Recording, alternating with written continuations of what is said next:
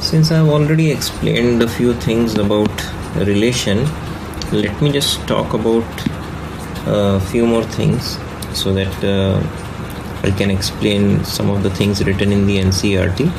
Now let us say that we have a set A which is 1, 2, and there is a relation R here which contains two ordered pairs 1, 1 and 2, 2. Now if I write R in this way, this is known as roster method of writing R, or we can also say this is the list method, because we are listing down all the ordered pairs. This way of writing is the roster method or the list method. Now I can also write in another manner. I can write R as the set of all x, y such that x, y belong to A and x is equal to y. If I write R in this manner, it will give me only these two ordered pairs which we got in the previous relation.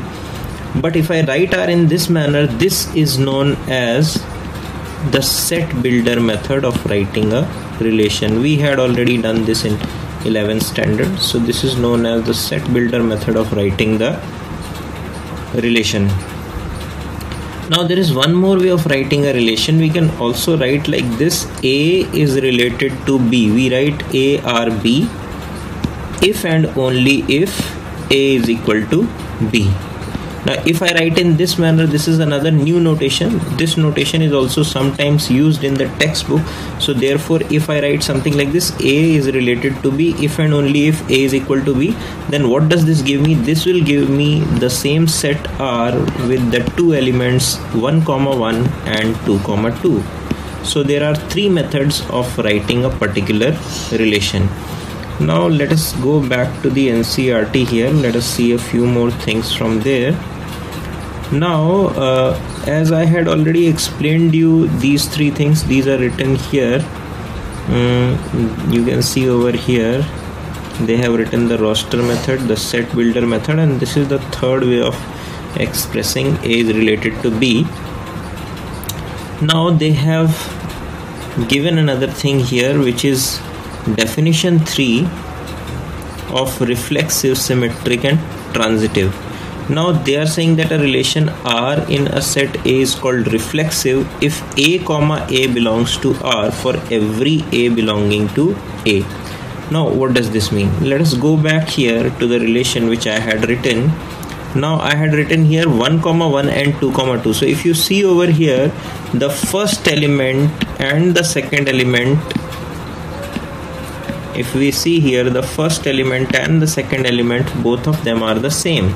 So if a relation contains all such ordered pairs in which the first element and the second element both are same, then we can say that any element is related to itself, and therefore such a relation is known as reflexive relation.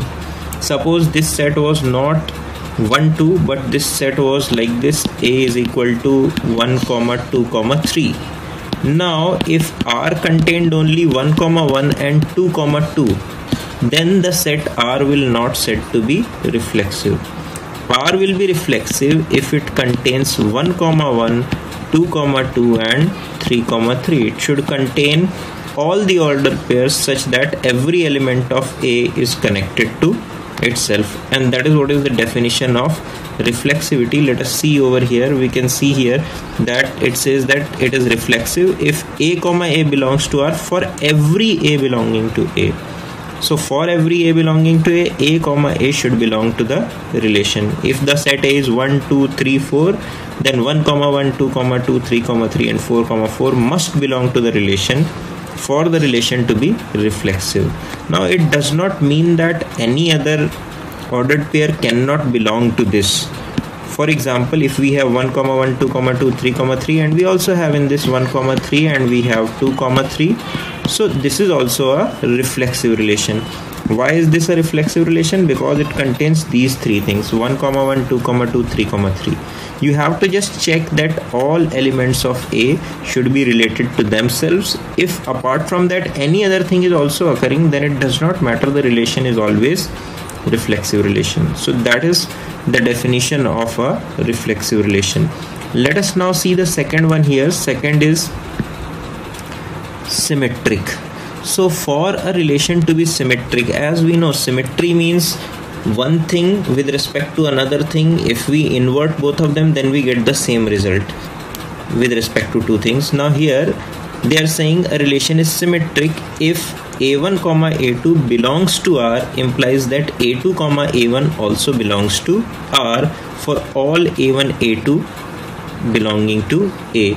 As we can see over here, a1 a2 belonging to R implies that a2 comma a1 also belongs to R for all a1 a2 belonging to A.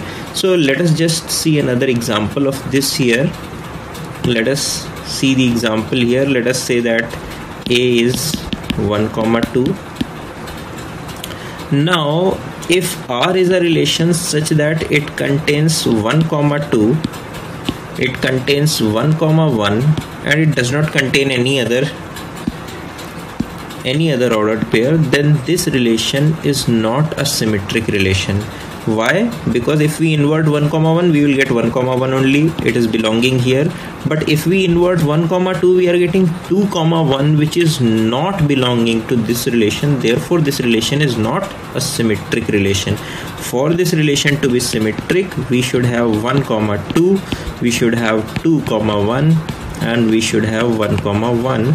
That is how we can say that this relation is a symmetric relation. For relation to be symmetric, for every a comma b belonging to R, b comma a should also belong to R, otherwise the relation will not be symmetric. So here this was an example of symmetric relation. Now let us go back to the third category. Now here third category is transitive. So let us see when will a relation be called as transitive. Now transitivity property I had already explained earlier in 11th standard, so it is just like the transitive property. Now here they say that a relation R will be transitive if a1 comma a2 belonging to R, a2 comma a3 also belonging to R, implies that a1 comma a3 will belong to R for all a1 a2 a3 belonging to A. So let us see an example of this also. Let us see here the transitivity property. Let us say that R is 1, 2, let us say that A is 1, 2, 3. So here we say that A is 1, 2, 3, and let us say that there is a relation R such that 1 comma 2 belongs to this and 2 comma 3 belongs to this. Now is the relation transitive? The answer is no. Why?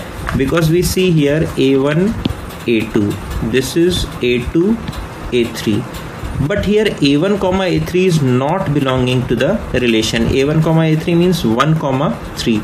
If 1 comma 3 is not belonging to this relation, then this relation is not transitive. For this relation to be transitive, we should have 1 comma 2, we should have 2 comma 3, and we should also have 1 comma 3 belonging to the relation.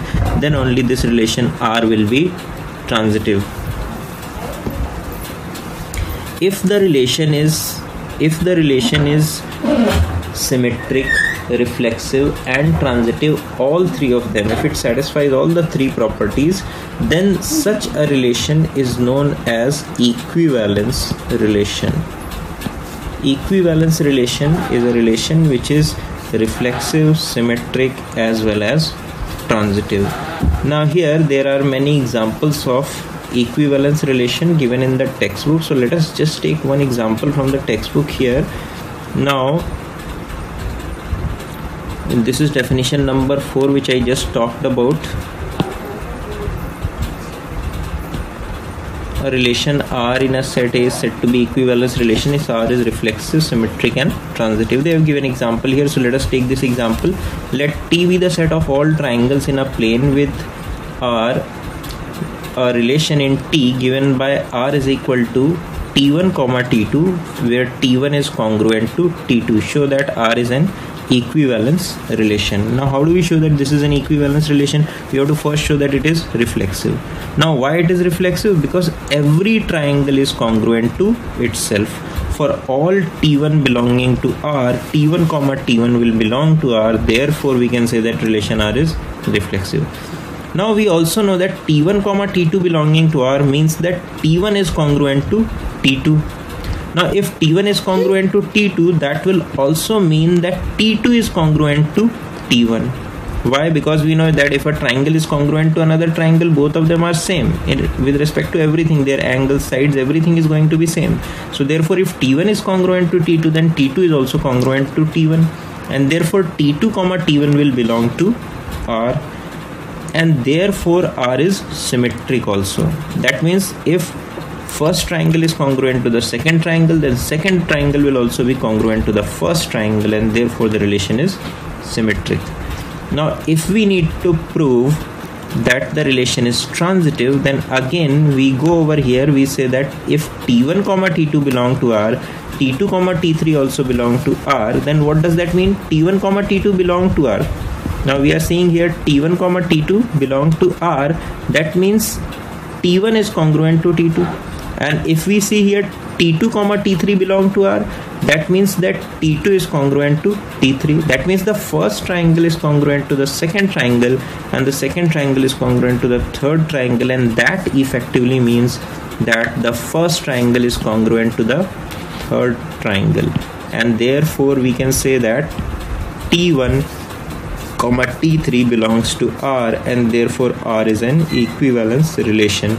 Now using the same method, you can show that any of the relations is an equivalence relation. You have to show only the three things here: reflexive, then you have to show symmetric, and then you have to show transitive.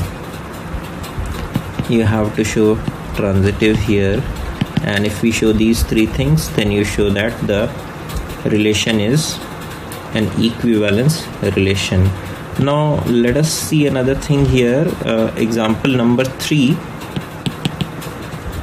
which they have given here. Now earlier they had defined the property of congruency. Congruency was the relation, but now here the relation is of perpendicularity. Now this relation of perpendicularity, this will not be an equivalence relation. Why? Let us see why here. Because they are saying that R is not reflexive, as any line cannot be perpendicular to itself. If it is not reflexive, therefore it cannot be equivalence relation. But they are saying here that show that it is symmetric but neither reflexive nor transitive. So we have already shown that it is not reflexive because no line can be perpendicular to itself.